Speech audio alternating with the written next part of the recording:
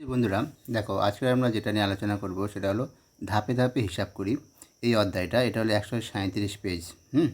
137 পেজে আছে। দেখো 137 পেজে যে অঙ্কটা আছে, বইটা তোমরা সামনে রাখবে। তবে একবার তোমাদের দেখিয়ে দিই কোন অঙ্কটা আছে। দেখো এইটাই এটাই আছে, এই যে 1 নম্বর অঙ্কটা। ঠিক আছে, এই অঙ্কটা আমি পড়ছি। দেখো বলেছে কি, যে বিদ্যালয়ের দুজন কর্মচারী ভিকি ও রাজুকে কিছু অর্থ সাহায্য করা হবে। তাই প্রথমে প্রত্যেক ইচ্ছুক ছাত্রছাত্রীর কাছ থেকে 6 টাকা করে তোলা হলো, কিন্তু পরে ঠিক হলো যে ইচ্ছুক ছাত্রছাত্রীর কাছ থেকে 3 টাকা করে তোলা হবে। তাই বাকি টাকা ফেরত দেওয়া হলো। আর মোট 240 জন ছাত্রছাত্রী টাকা দিল। শিক্ষক শিক্ষিকারা দিল 600 টাকা। আর মোট টাকাটা, যে টাকাটা উঠলো, সেই টাকাটা দুজনকে ভাগ করে দেওয়া হলো। দুজনকে দেওয়া হয় বলা হয়েছিল, ভাগ করে দেওয়া হলো। তাহলে প্রত্যেকে প্রথমে কত টাকা করে পাবে সেটা বার করতে হবে, বার করতে হবে। কিন্তু ভিকি কী করলো, তার টাকার অর্ধেক টাকা সে রাজুকে দিয়ে দিল। তাহলে এখন ভিকি তাহলে কত পাবে সেটা বার করতে হবে। মানে দুটো সমস্যা এখানে, তাই তো, দুটো সমস্যা তৈরি হবে। তাই আমরা দুটোর ক্ষেত্রে দুটো সমস্যা তৈরি করব আমরা। ঠিক আছে, দেখো সেই জন্য এখানে প্রত্যেকে যেটা পাবে তার জন্য এই একটা সমস্যা। ঠিক আছে, আর ভিকি যেটা পাবে তার জন্য এই সমস্যাটা। বোঝা গেল? তাহলে এখানে আমরা লিখব যে গণিতের ভাষায় সমস্যাটি হলো বলে, প্রথম ক্ষেত্রে লিখব, প্রথম ক্ষেত্রে এই সমস্যাটা হবে। এই সমস্যার মধ্যে এখানে কী কী থাকবে দেখো। দেখো এখানে বলেছিল কত, 240 জন ছাত্রছাত্রী টাকা দিয়েছে, তাই তো, 240 ছাত্রছাত্রী। আর এখানে কি হবে, এখানে যেটা হবে বলেছিল প্রথমে কি 6 টাকা করে তোলা হবে। ঠিক আছে, তারপর ঠিক হলো না 3 টাকা করে। প্রথমে 6 টাকা করে তোলা হয়ে গেছে, তারপর ঠিক হলো 3 টাকা করে ওদের কাছ থেকে তোলা হবে। তার মানে 3 টাকা করে তোলা হবে, মানে তোমাকে তাহলে তোলা হচ্ছে কত, আর তারপরে বাদ বাকি টাকাটা ফেরত দেয়। যেমন ধরে নিই আমি, 10 জন ছাত্রছাত্রী আছে, 10 জন 6 টাকা করে তুললে, তাহলে কত টাকা হয়, 60 টাকা। কিন্তু পরে ঠিক হলো না 3 টাকা করে তোলা হবে। তাহলে 3 টাকা করে তুললে কত হয়, 3 10 30 টাকা হয়, তাই তো। তাহলে বাদ দিতে হবে কত, ওই 60 টাকা থেকে 30 টাকা বাদ দিলে বাদ বাকি টাকাটা ওদেরকে ফেরত দেবো, তাই তো। বাদ বাকি টাকা ফেরত দেবো, দিয়ে ওই 30 টাকাটাই নেবো। তাহলে এখানে যেহেতু এই অপশানটা দেওয়া আছে, এই যে অপশানটা, মানে এটা মাইনাস এটা, সেই জন্য আমরা এখানে 6 থেকে 3 বিয়োগ করব। তাহলে এখানে কত হবে, 6 - 3। যদি এটা না দেওয়া থাকতো, আমাদের মতো যদি করতে হতো, তাহলে এখানে শুধু তুমি 6 থেকে 3 বিয়োগ না দিয়ে শুধুমাত্র এটাই 240 × 3, তারপরে যেহেতু শিক্ষক শিক্ষিকা আরও 600 টাকা দিয়েছে, তাহলে তার সঙ্গে যোগ হতো 600 টাকা প্লাস 600, তাহলে মোট এত টাকা উঠলো, এই টাকাটা উঠলো। সেই জন্য এইটাকে দিতে প্রথম কাজটা হয়েছিল এইটা, ঠিক আছে, প্রথম কাজটা এইটা, তারপরে তার সঙ্গে এত গুণ, আর এটা যোগ, তারপরে যেটা কাজটা হয়েছে সেই জন্য সেটা দ্বিতীয় বন্ধনীর মধ্যে পড়বে। তারপরে যে প্রত্যেকে কত টাকা করে পাবে, সেই জন্য সেটার বার করার জন্য, সেটা যেহেতু প্রত্যেকে এই টাকাটা উঠেছে, মানে দ্বিতীয় বন্ধনীর মধ্যে যে টাকাটা, সেই টাকাটা উঠেছে, আর প্রত্যেকে পাবে, মানে দুজনের মধ্যে ভাগ করে দেবো। তাহলে যেটা ভাগ দিতে হোক 2 ভাগ হয়ে যাবে। ঠিক আছে, তাহলে এই টাকাটা প্রত্যেকে পাবে, ভাজিতক 2, আর সেইটাকে তৃতীয় বন্ধনীর মধ্যে রাখলাম। তুমি তৃতীয় বন্ধন দিতে পারো, না দিতে পারো, যেহেতু ওটা শেষে আর না দেওয়ার প্রয়োজন নেই। ঠিক আছে, ওই পর্যন্ত হয়ে গেল। কিন্তু তারপরে বলেছে ওই যে টাকাটা প্রত্যেকে পেলো, তার মধ্যে ভিকি কী করলো, তার অর্ধেক টাকা রাজুকে দিয়ে দেবে। তাহলে ভিকি এখন কত পাবে, তাহলে যে টাকাটা ভিকি এটা পেয়েছিল, সেই টাকাকে আবার 2তে ভাগ হবে, তাই তো, ভাজিতক 2, সেই জন্য ভাজিতক 2 করবো, 2তে ভাগ হবে করে যে টাকাটা পাবো সেই টাকাটা ভিকি পাবে। বোঝা গেল? এইভাবে কিন্তু অঙ্কটা করতে হবে। আর তোমাদের যেটা বললাম, যেহেতু এখানেই এটা মাইনাস এটা এইভাবে দেওয়া আছে বলে এখানে সেই জন্য 6 থেকে 3 বিয়োগ করলাম। কেউ যদি এটা না ভেবে নিজের মতো করে, তাহলে এরকম করতে পারে, 240 × 3, যেহেতু ওই টাকাটা তো উঠছে, কারণ 3 টাকা করে প্রথমে ঠিক হয়েছিল 6 টাকা করে। ভালো করে বোঝো, প্রথমে ঠিক হয়েছিল 6 টাকা করে নেওয়া হবে, কিন্তু পরে ঠিক হলো না 3 টাকা করে নেওয়া হবে। তাহলে আমি 3 যেহেতু 240 জন ছাত্রছাত্রী দিয়েছে, তাহলে 3 × 240 হবে, তাই তো। আমি কেন 6 থেকে 3 আবার বিয়োগ করতে যাব, তাই তো। যদি আমার বলতো যে যে 3 টাকা করে না বলে যদি এইরকম বলতো যে 2 টাকা করে নেওয়া হবে, 2 টাকা মানে যেটা নেওয়া হবে সেটাই তো আমি, মানে ওই টাকাটাই তো উঠবে, তাই তো। কিন্তু এটা যদি বলতো যে 2 টাকা করে বাদ দেওয়া হবে, 6 টাকা করে তোলা হয়েছে, এবার তার মধ্যে থেকে 2 টাকা করে বাদ দেওয়া হবে, তখন তাহলে আমি বিয়োগ করতাম। তখন ওই 6 থেকে 3 বিয়োগ করলে যেটা হয়, তার সঙ্গে তো গুণ করলে পেয়ে যেতাম।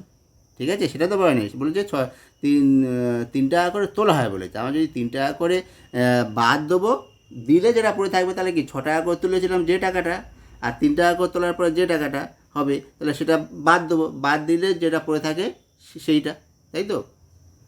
বুঝতে পারছো কি?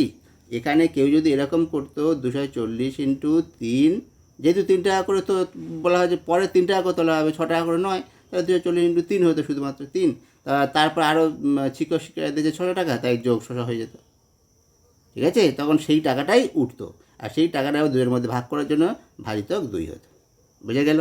তাহলে এই অঙ্কের ক্ষেত্রে আমরা দুরকমভাবে করতে পারি। এটা 240 ইন্টু 6 মাইনাস 3 করতে পারি এখানে, এবার 6 মাইনাস 3, তারপর যোগ, এটা হচ্ছে 600 ভাজিতক 2, ঠিক আছে? বা কেউ যদি এরকম করে 240 ইন্টু শুধু 3, 6 মাইনাস 3 না করে শুধু 3 করলো, করে প্লাস 600 ভাজিতক 600 করে সেখানে একটা বন্ধনী পড়বে, বন্ধনী না পড়লে হবে না, তো ওইটা হলো মোট টাকা, ঠিক আছে? তার বন্ধনী পড়বে, পড়বে ভাজিতক 600, মানে ভাজিতক হ্যাঁ ভাজিতক 2, ঠিক আছে?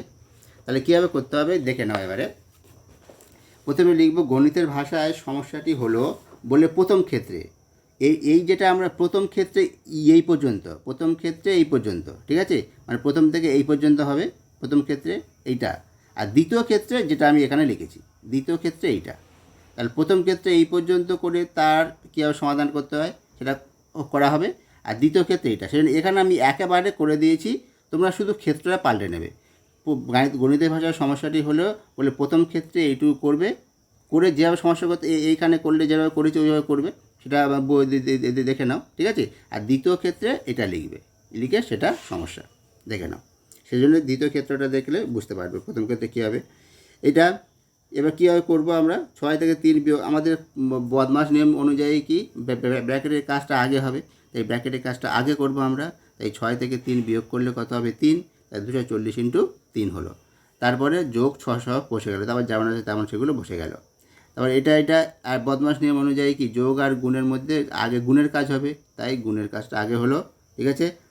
আগে করে তার সঙ্গে 600 যোগ, দেখো এটার সঙ্গে গুণ করে 600 যোগ করলে এটা হয় 1320 টাকা হয়, যোগ করে এটা এক ঘায়কার করে দেওয়া হয়েছে, ঠিক আছে? ভাজিতক এই 2, ঠিক আছে? আবার ভাজিতক 2 যেমন আছে তেমন থেকে গেল। এবার 2 দিয়ে ভাগ করলাম, ভাগ করে আমরা এটা পেলাম 660 টাকা। এবার দেখো এই যে ভাজিতক 2, মানে এই তৃতীয় ব্র্যাকেটের মধ্যে যেটা পেলাম এই টাকাটাই হচ্ছে প্রথম ক্ষেত্র, তাই তো? প্রথম আমি বলি যে এই পর্যন্ত যে ক্ষেত্রটা, বোঝা গেল? এই পর্যন্ত যে ক্ষেত্রটা সেটা হলো প্রথম ক্ষেত্র, আর পুরোটা যেটা এটা হলো তৃতীয় ক্ষেত্র। এটা পুরোটাই যেটা করেছি এটা দ্বিতীয় ক্ষেত্রের জন্য, মানে তৃতীয় ক্ষেত্রে মানে ভিকি এই টাকাটা পাবে, মানে এটাকে 2 দিয়ে ভাগ করলে যে টাকাটা পাবে 330 যেটা হবে সেটা হলো ভিকি পাবে। তাহলে অতএব লিখব কি, যে সে রাজু ও ভিকি প্রত্যেকে প্রথমে পাবে কত 660 টাকা, তারপরে যেহেতু ভিকি ও রাজুকে দিয়েছে অর্ধেক, তাহলে ভিকি এখন কত পাবে, ভিকি পাবে 330 টাকা, ঠিক আছে? ভিকি এখন তাহলে পাবে 330 টাকা। বুঝতে পারলে কি বললাম? আমি যেটা এই করেছি এইটা টোটালি একসঙ্গে করে দিয়েছি, টোটালি একসঙ্গে করবে না তোমরা লিখবে গণিতের ভাষায় সমস্যাটি হলো বলে প্রথমে এই পর্যন্ত লিখবে, এইটাকে বাদ এই পর্যন্ত, তা সেটা সলভ করলে যেটা পাবে সেইটা হলো রাজু ও ভিকি প্রত্যেকে প্রথমে পাবে অত টাকা, এটা হয়ে গেল। তারপরে লিখবে দ্বিতীয় ক্ষেত্রে গণিতের সমস্যাটি হলো বলে দ্বিতীয় ক্ষেত্রে এই পুরোটা টোটাল করে যেটা পাবে 330 সেটা লিখবে, ভিকি পাবে তাহলে সেটা 330 টাকা। বোঝা গেল? এইভাবে কিন্তু অঙ্কটা করবে। আর এটা বুঝিয়ে দিলাম, আগে বলেছিলাম এটা 6 থেকে 3 বিয়োগ করে করতে পারো, বা শুধু 240 ইন্টু 3 করে করতে পারো, কোনো অসুবিধা নেই, ঠিক আছে? ব্যাস, এবারে দেখো সরল করি। এবারে তারপরে যে সরলগুলো আছে সেগুলো আমরা করব। এই যে সরলগুলো আছে এইগুলো আমরা 37 পেজে সরলগুলো আছে, দেখো এই সরলগুলো আমরা আজকে করব, ঠিক আছে? চলো দেখে নেওয়া যাক। প্রথমে যে সরলটা আছে দেখো 8 মাইনাস থার্ড ব্র্যাকেট 5 মাইনাস দ্বিতীয় ব্র্যাকেট 3 মাইনাস প্রথম ব্র্যাকেট 2 মাইনাস 1, তারপর প্রথম ব্র্যাকেট শেষ, দ্বিতীয় ব্র্যাকেট শেষ, তৃতীয় ব্র্যাকেট শেষ, মাইনাস 2। আমরা কিন্তু এটা যে সলভটা করবো বদমাস নিয়ম অনুযায়ী করব, ঠিক আছে? বদমাস নিয়ম আমরা একটা ভিডিওতে বলে দিয়েছি, তার বদমাস নিয়মের সম্পর্কে এবং সলভ করা সম্পর্কে যাবতীয় যে নিয়মগুলো ফলো করতে হয় মানে অনুসরণ করতে হয়, সেগুলো সব একটা ভিডিওতে বলে দেওয়া আছে, তোমাদের আই বাটনে দিয়ে দেওয়া হবে, ঠিক আছে, আই বাটনে দিয়ে দেওয়া বা শেষে ভিডিও শেষে দিয়ে দেওয়া হবে, তোমরা সেটা দেখে নিতে পারো বা চ্যানেলে গিয়ে দেখে নিতে পারো, ঠিক আছে। এখানে আর ওই বিস্তারিত বলছে, এখানে কীভাবে সমাধানটা করছি সেটা পরপর বলে যাচ্ছি, মানে ওই নিয়ম অনুযায়ী, ওটা কিন্তু দেখে নিও। তাহলে দেখো, প্রথম কাজ বদমাশ নিয়ম অনুযায়ী প্রথম কাজ হচ্ছে প্রথম ব্র্যাকেটের কাজ হবে। তাই প্রথম ব্র্যাকেটে কারা আছে, এই 2 বিয়োগ 1, তাই 2 বিয়োগ 1 করলে কত, 1 হয়, তাই সেটাই করে সব লিখে শেষ পর্যন্ত এখানে এলো 3 - 1, 2 বিয়োগ 1 করলে 1 হয়, বেশ, এটা হয়ে গেল। এবার দ্বিতীয় স্টেপে কী হবে দেখো, এটা এবার এখানে দ্বিতীয় বন্ধনী কাজ হবে, দ্বিতীয় বন্ধনী 3 - 1 আছে, 3 - 1 করে কত, 2, তাই দেখো 5 - 2, তৃতীয় বন্ধনীর মধ্যে থাকলো -2, যেমন আছে তেমন বসে গেল। এবার তারপরে স্টেপে যেটা আসবে, তারপরে স্টেপে যেটা হলো দেখো 8 মাইনাস, তারপরে কত দেখো 5 - 2 কত, 3 হয়, তার 3 - 2। এবার দেখো এবারে কী করবো, এবার তো শুধু মাইনাস আছে, এবারে কোনটা আগে কোনটা পরে, আমি কি আগে 3 - 2 করবো তারপরে এটা করবো না, ওইভাবে করলে হবে না।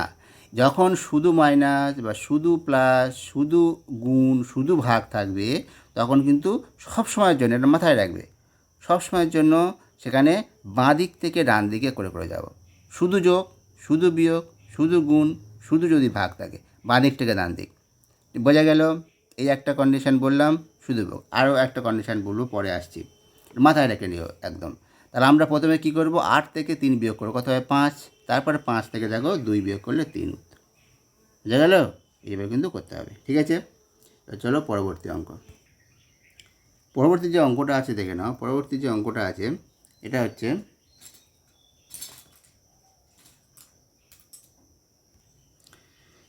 দেখো, এইটা তৃতীয় ব্র্যাকেট, এই অঙ্কটাই আছে, ঠিক আছে। তৃতীয় ব্র্যাকেট শুরু, তারপর দ্বিতীয় ব্র্যাকেট শুরু, প্রথম ব্র্যাকেট দেখবো 4 - 1, তারপর দেখো এখানে কোনো গুণের চিহ্ন নেই, এখানে শুধুমাত্র 12 দেওয়া আছে, ব্র্যাকেট পরে 12, তারপর যোগ, এখানে কোনো চিহ্ন নেই, গুণ বা কোনো চিহ্ন নেই, তারপরে প্লাস 6, ঠিক আছে, দ্বিতীয় ব্র্যাকেট শেষ, ভাজিতক 7, তৃতীয় ব্র্যাকেট শেষ, ভাজিতক 3, ঠিক আছে।